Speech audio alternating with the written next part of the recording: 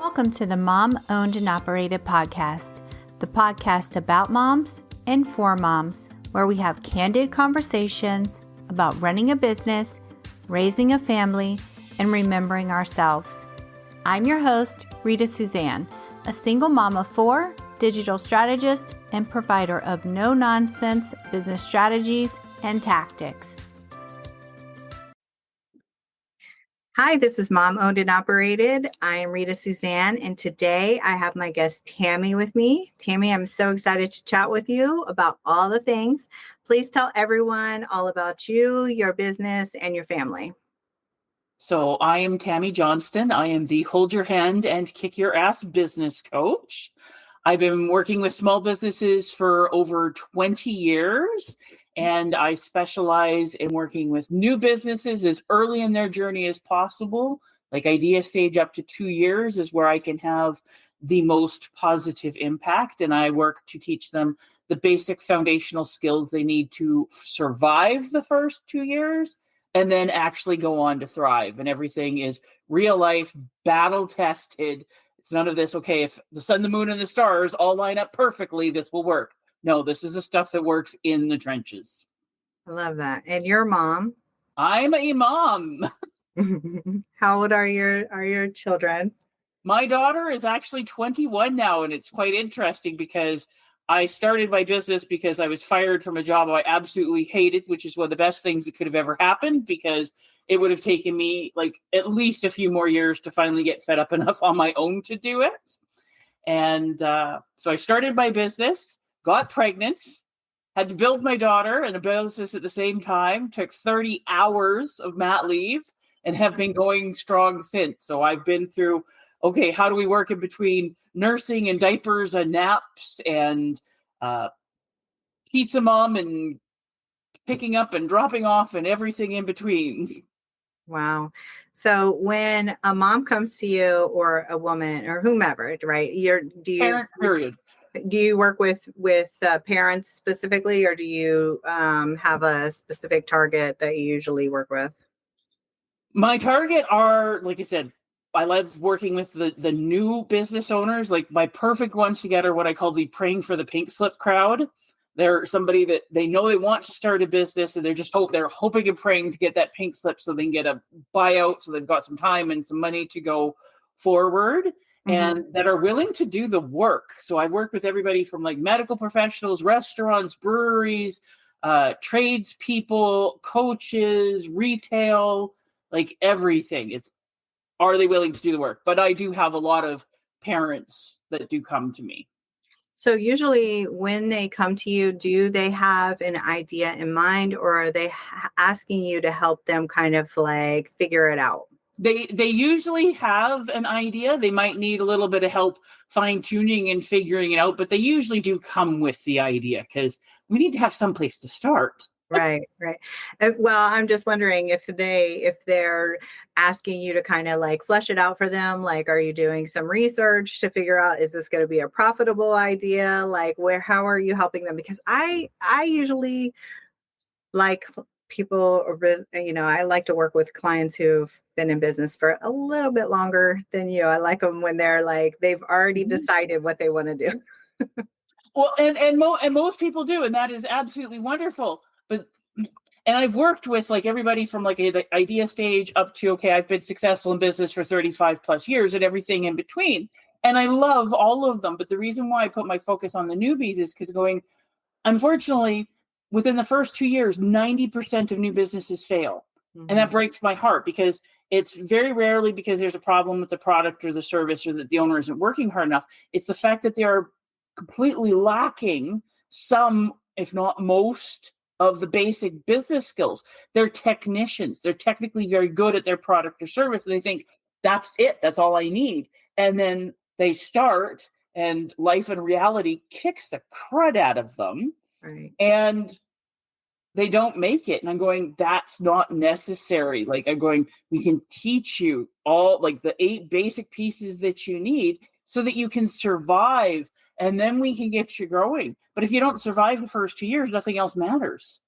Yeah, I love that you say that, because I say that as well. I always say that people come in assuming when they start their business that they only have to do the thing that they're offering. And then they get a reality check when they have to be a bookkeeper, they have to be a salesperson, and they have to be marketing, and they have to do all of the things, or they have to hire experts to do that. And typically when people are first starting, they're kind of bootstrapping, especially like in our space, right? Like as entrepreneurs. So they're not able to hire out typically right away. So they are having to do all of the things. And I think that that's maybe what you're saying is like, it becomes like a reality check for them. They're like, oh, this is not what I signed up for. Yeah. Or when they do hire, a lot of them I'm finding, because one of the things is advisory team that I teach about is okay, because most people get their business advice from their broke ass friends and family that have never set foot in the arena. Or they'll hire somebody that they get along with and that's a nice person or whatever, but doesn't have the skills and the capabilities that they need. Or even when the business starts to take off and hey, I need help, they hire a body. And they typically hire another person just like them. And they go, this is wonderful. Like when we're getting together and brainstorming, but I hate doing the bookkeeping and the administration stuff. And so do they. So it's not getting done. And then everybody gets frustrated. So it's like, no, we need to build a proper foundation and then you can build it. Everybody wants the skyscraper. But if you've ever been to like a large city where they're building the skyscrapers, you don't see anything. Like they'll build it for 4 years. And for the first 3 years, you see nothing but hole because they're digging down deep. They're building the foundation. They're putting all that in. And you're going, how is this taking so long? Nothing's happening. And then in the last year, it goes whoosh. But if they just do the building part, the first storm they have or anything, everything comes tumbling down. You build the foundation first. You build it strong. I love that. So you mentioned the 8 pieces that they need, the 8 foundational pieces. What are those? So mindset, that's a big one. How entrepreneurs think and how employees think, very, very different. And I've had people, so I've been teaching small business class for about 19 years now. And I've had a few people that after they've spent that time with me, they're going, you know what, now that I really understand what's involved, this is not for me. And I'm going, perfect. This was the best investment you've ever made because it isn't for everybody, but you have to have your mindset. And then you have to like, what are your habits? Like, how are you actually going? When you're an employee, you have somebody else telling you what to do and when to do it and how to do it and all that stuff, which is annoying. But in some ways, it's wonderful because you don't have to worry about it. Somebody's going to tell you what to do. So setting up your habits so that you can do it. Marketing. Like no marketing, no sales, no nothing. Like you can have the best product or service in the world, but if nobody knows about it, nobody's coming in, what's the point? Right. Advisory team, like you said, who do you have on your team? It doesn't necessarily mean people that you're paying and stuff, especially to begin with, but are you getting good support and advice? Are you having people around you that know what they're doing, that can ask you questions, can help you see opportunities and see those things that could hurt you financially, emotionally, mentally, all of these things so that you can navigate around those things. Financials. The number one thing that I find that people avoid, or the first thing that they abdicate, they don't typically delegate it, they abdicate it, are their financials. They don't understand what's going on. They're missing all the beautiful stories that their numbers can tell them so that they can help more people, make more money, survive, be profitable. So I make all of my clients, I want them to be their own bookkeeper for the first 6 months to a year so that they can learn these things, so they get intimate, so they can get away from the fact that they're scared of them. Because if you can count, add, subtract, multiply, divide, you have all the skills you need. You just have to be involved. I agree. Like, how are you putting together your systems? Because there's a lot of people that are really good at what they do, but everything is in their head. And I call them my professional plate spinners because they're running around and they're spinning all the plates and then they're wondering why they're exhausted and then the plates start crashing down. No systems, no business, no systems. You have a job that owns you. And then we have cash flow and profit. You need to know that there's a difference and that both are absolutely necessary and how to build up both. And those are the 8 pieces. You have those, your chances of success are not guaranteed, but they're definitely greatly improved. you're missing any of those, your chances of failure are pretty much a given. I love that your first thing that you mentioned is mindset, because when I started 10 years ago, and I met my coach, and she said and I've talked about this before, one of the first things she said to me is, you have a mindset problem, right? I, of course, 10 years ago had no idea what that even meant. And I was just coming out of corporate, so I really didn't even know what that meant. And, but like you said, in corporate, you are taught to be a certain way. You're taught to do certain things, right? One of the things that I was taught to do was to follow what everybody else was doing, listen to what everyone else is doing, keep my email open all the time, and be responsive to whatever they're telling me to do, right? I'm not really being proactive. You're just very reactive when you're working in a corporate environment, at least, and I was in management, and I still was taught to be a reactive worker. But the first thing she said was, yeah, you have a mindset problem, and had me doing all of these activities, which are now kind of like foundational mindset things to me, that I'm just like so grateful that I was taught, because I didn't realize how important it is. And so I tell people now, like, if you have personal issues, start a business. Right. If you have any things that you need to work through, start a business, because you're going to have to get through those things if you want to be successful in business, right? And you're just going to have to, because you cannot run a business and have those things kind of burdening you while you're trying to do it. Yeah. So that was a huge lesson for me. So, do you think that it is more challenging for a mom to run her own business? Yes and no. Yes and no. Like that's a very difficult question, because why yes? Is it more challenging? Because we're doing more things, especially like, and I always say, because like I said, I started my business, basically got pregnant like pretty much right away. I don't know how women repeat that process. Like, my hat's off to them. I was like, no. Things were very different when my daughter was a baby versus when she was a toddler, versus now I just have to drop her off at the university on occasion. When she was little, I had to be a lot more strict with myself, because I only had tiny little pockets to work in. And it was actually wonderful, because I couldn't waste any time. I couldn't be doing busy work, because I've only got this window that I have to be. So I learned what is important to be doing, and then how to be getting it done. Right.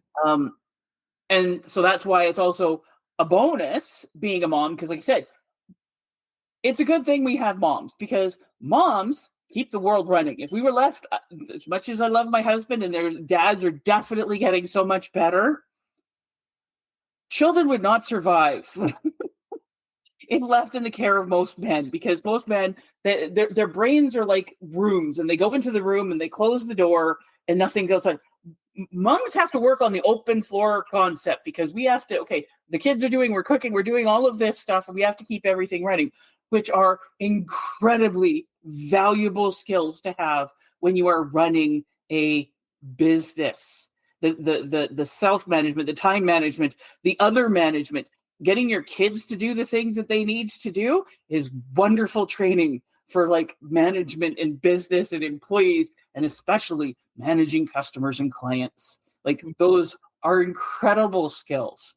So there's pros and cons. Yeah, I find it's really challenging, especially like for some of my clients to do it. And like you said, it just really depends on which stage of life they're in, because I know when I started, my kids were a lot younger. Now they're all teenagers, and it's I want to say it's easier. It's different. Right.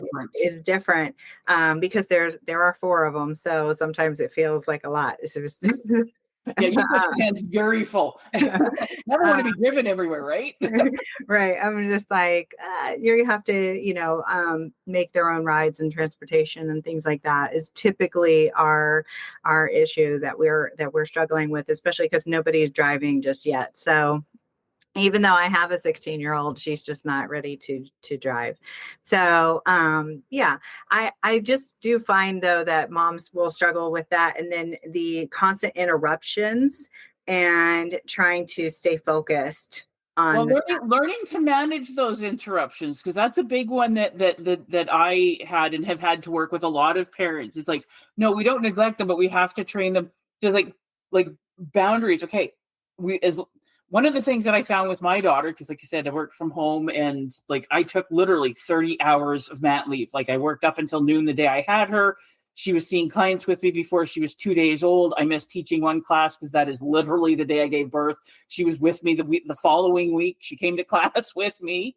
So all of those things. And then as she got a little bit older and stuff, we would have like she learned how to kind of tell the time. And I'm going, okay, you pick out a movie, and where the TV, the family room was like basically next door to my office. I said, okay, we'll set you up with your toys and stuff. If you quietly and play with your toys and watch your movie. When the movie is done, we will go to the park, or we will do something. And as long as I kept my end of the bargain, right.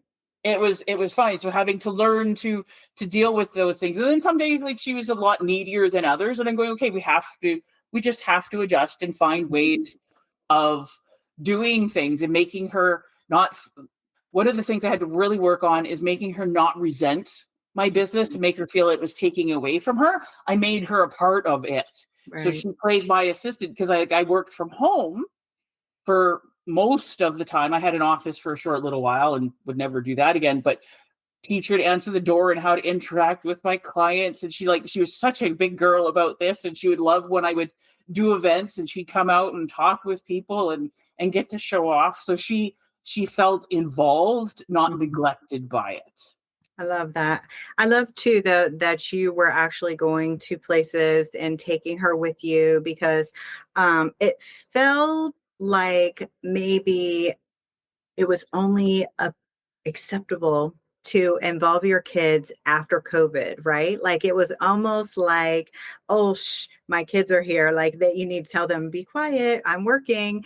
But after COVID, everybody was like, oh, I'm working, my kids are home. Like, don't, it almost became commonplace. Well, it's definitely gotten off a lot better. Like my daughter was born in 2003 and stuff, and I had clients that went through my pregnancy and stuff with me, and so we go and see them afterwards. And I've got the diaper bag and the purse, and I've got my laptop, and then I've got the baby carrier and stuff. And I come and show up and say, "Oh, can I hold the baby? Oh, here you go." Right. And so she was fine, and she loved it, and my clients were all about it. But yes, it's definitely been a big change. But one of the many reasons why I started my business, because when I was fired, I was already interviewing for other positions. Like one more week, I would have been in another position, better pay, better title, all of that stuff. But my husband and I, we were talking about starting our family, and I'm going, I don't want to get my child up at 5:00 in the morning so I can drop her off at daycare, get to a job that I can't stand, be there all day, miss the first words, miss the first steps, all of that, pick her up, be able to spend half an hour, an hour with her before she's down. Like I'm going, that's not the life that I want. So I'm going, I want to, and that's going to be any job that I have, where if I set up my business, I can work around that and make it work for my family. And I did. It was really challenging for the first 2 years for everything, especially because my daughter nursed more in the middle of the night than she did during the day. I don't know how I survived. But once I hit that 2-year mark and the business just took off, things were so much better. And she loved that, like I said, I could go and volunteer for the field trips or be pizza mom or any of that stuff, because I had the flexibility to work with that.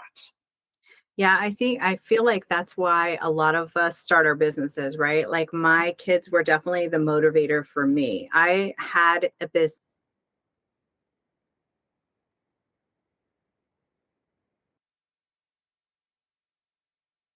I'd actually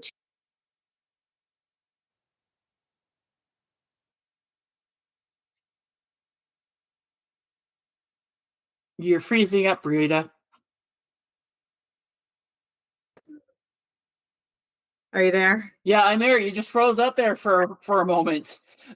Goodness, I'll have to make a note so that I can edit that. So, I even forgot what I was saying. I think what I was saying is that, Your kids were a motivator for starting your business. yeah, they were like, I had started, I had a couple of businesses that were short-lived prior to me having kids. But once I had my sons and I wanted to be home with them for that time freedom, time and financial freedom, to be honest with you, try to break some of these generational curses that I've got going on. And like create an actual legacy for my kids versus just like surviving.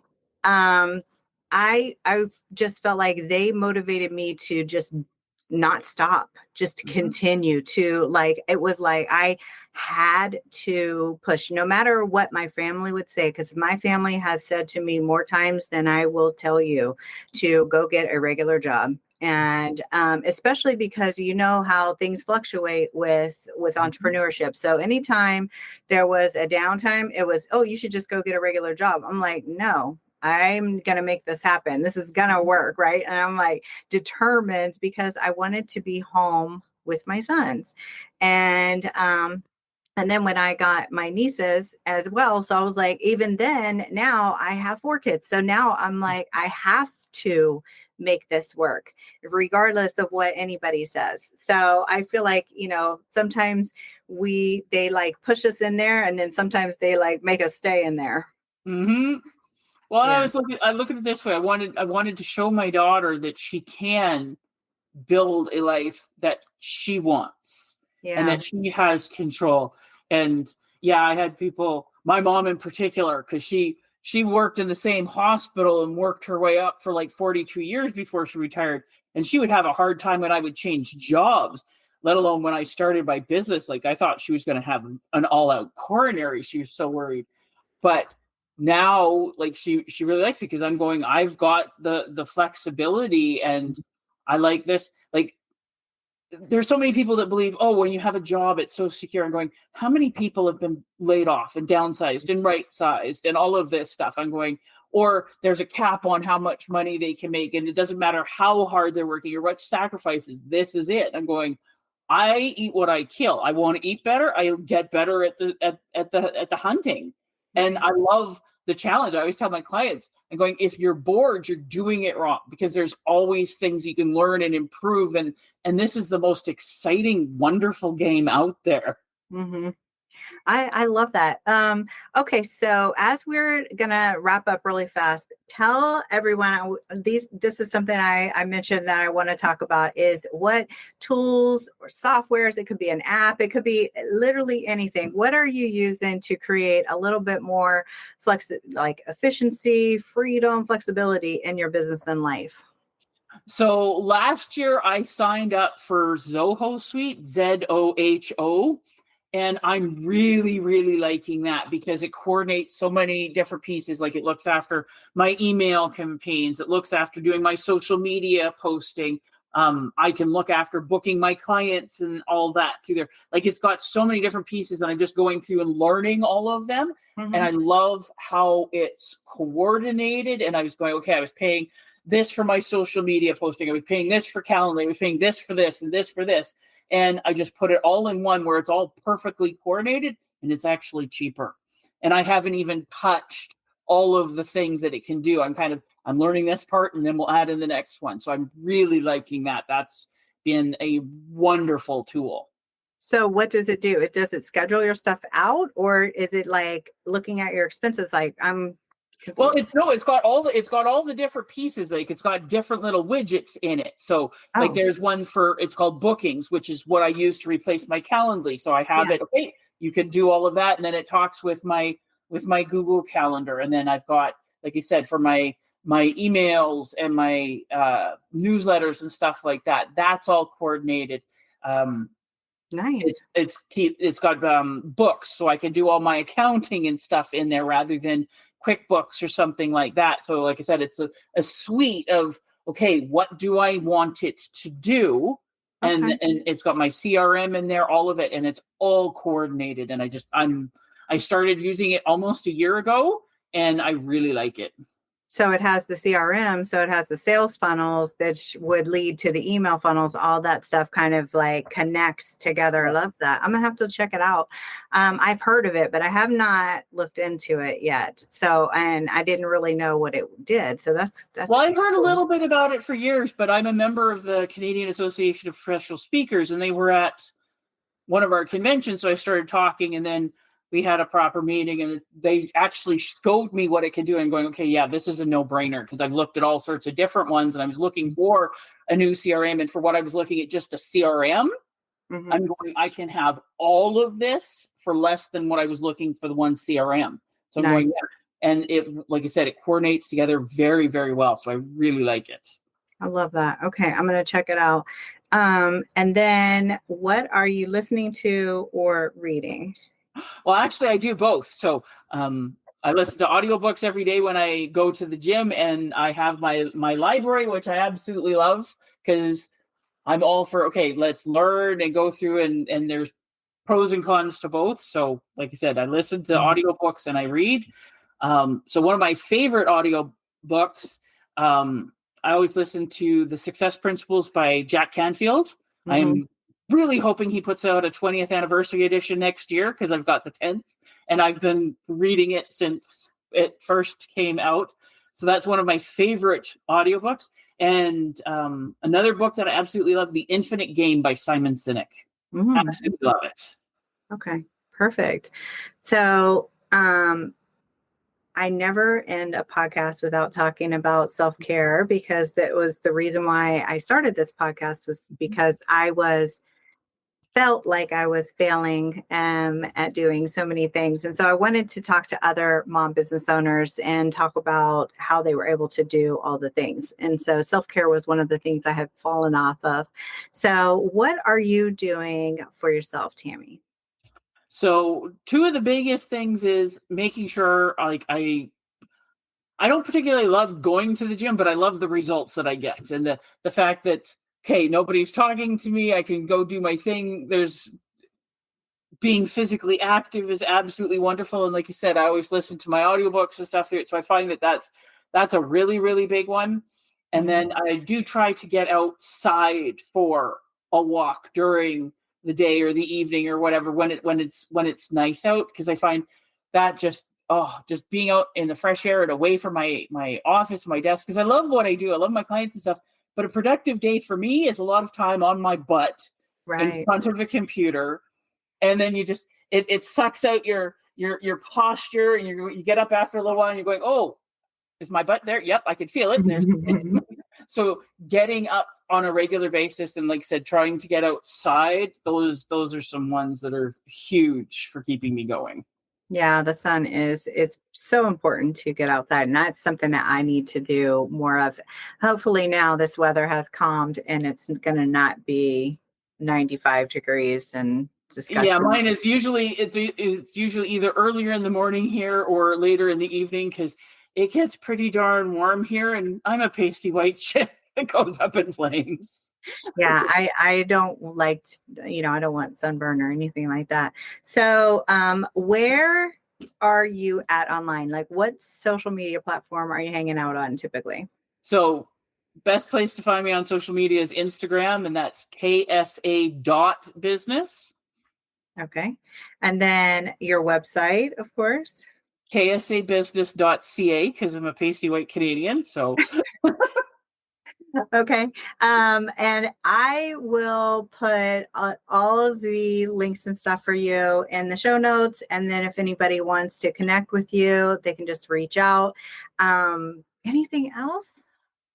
I can't think of anything, but thank you so much. It's been such a pleasure chatting with you. Well, thank you for having me, Rita. I lost the... And there you have it. I want to encourage you to remember that being a mom who runs her own business is not easy. We all struggle, but just keep moving forward and don't forget to make time for yourself. As moms, we are usually the first thing to go to the bottom of the list. If your business is overwhelming you and you need real solutions, not just some sugar-coated suggestions, apply to work with me at ritasuzanne.com/apply.